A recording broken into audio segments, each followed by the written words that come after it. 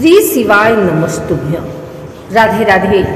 आइए सुनते हैं पशुपतिनाथ व्रत कथा, पूजन विधि एवं महत्व। यह व्रत भगवान शिव को समर्पित है, या आप यह भी कह सकते हैं कि यह व्रत भगवान शिव से संबंधित है।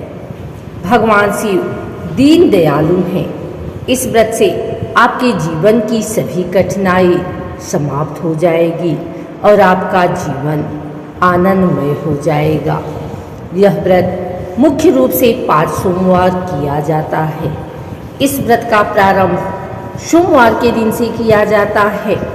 इस व्रत में आपको क्या क्या सावधानियां बरतनी हैं और इन उपायों को करके आप भगवान शिव को खुश कर सकते हैं, यह सभी जानकारी आपको इस वीडियो के माध्यम से मिल जाएगी।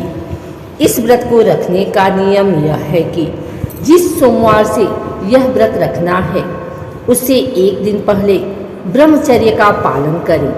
सोमवार के दिन सूर्योदय से पहले उठकर नित्य कर्मों के बाद यदि आपके घर के पास कोई पवित्र नदी बह रही है तो जाकर उसमें स्नान कर लें, नहीं तो नहाने के पानी में थोड़ा सा गंगा जल मिलाकर घर में ही स्नान करें। स्नान के बाद पूजा की थाली बनाएं, जिसमें धूप, दीप, शमीपत्र, बेलपत्र, भांग, धतूरा, मदार पुष्प, पंचामृत आदि भगवान शिव के मंदिर में ले जाएं। याद रखें कि व्रत के पहले दिन आप जिस मंदिर में जाते हैं बाकी के 4 सोमवार उसी मंदिर में जाएं। शिव मंदिर में जाकर घी का दीपक जलाएं। हो सके तो मिट्टी या आटे का दीपक भी बनाया जा सकता है। हो सके तो शिवलिंग के आसपास की जगह को अच्छे से साफ कर लें। अब सबसे पहले शिवलिंग पर जल चढ़ाएं। जल चढ़ाते समय मन ही मन भगवान शिव के किसी मंत्र का जाप करते रहें।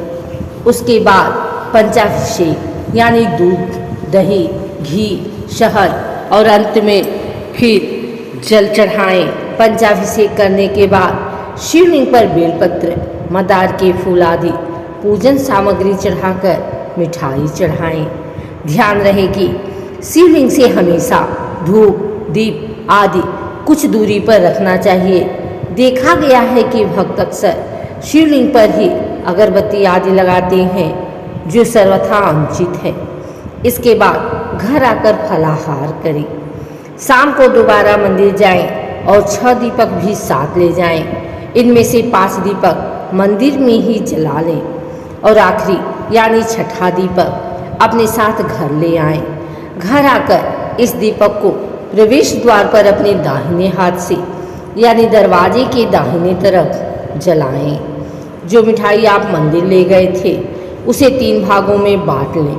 2 भाग मंदिर में ही भोग लगाएं और तीसरा भाग घर में लाकर भगवान शिव को अर्पित कर प्रसाद के रूप में ग्रहण करें। अब आप व्रत का पालन कर सकते हैं, लेकिन ध्यान रहे कि नमक का प्रयोग न करें।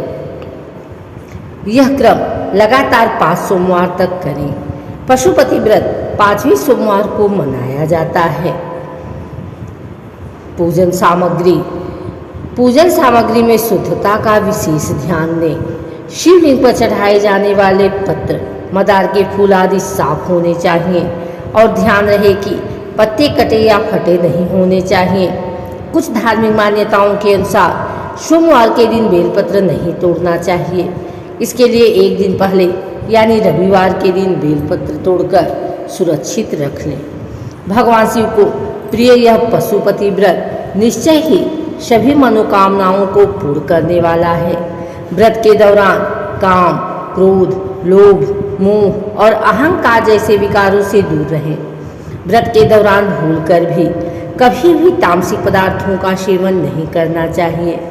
वैसे तो कभी भी हिंसा नहीं करनी चाहिए, लेकिन इस दौरान कभी भी इंसान या किसी जानवर के साथ हिंसक व्यवहार नहीं करना चाहिए। महिलाओं और बच्चों को सम्मान दें और किसी भी प्रकार के अनावश्यक वाद विवाद और कलह में न पड़े। पशुपति व्रत कब नहीं करना चाहिए? वैसे तो कोई भी व्यक्ति पूरी श्रद्धा से इस व्रत को कर सकता है, लेकिन यदि कोई बीमार है या वृद्धावस्था के कारण इस व्रत को करने में असमर्थ है तो उसे इस व्रत को नहीं करना चाहिए। गर्भवती महिलाओं को यह व्रत नहीं करना चाहिए और मासिक धर्म के दौरान ऐसी महिलाएं अपने पति के न होने पर अपने पुत्र से पूजा का कार्य करवा सकती हैं। इसके लिए केवल पूजा विधि ही वर्जित है, अन्यथा ये व्रत भी रख सकते हैं। पशुपति व्रत कितने करें?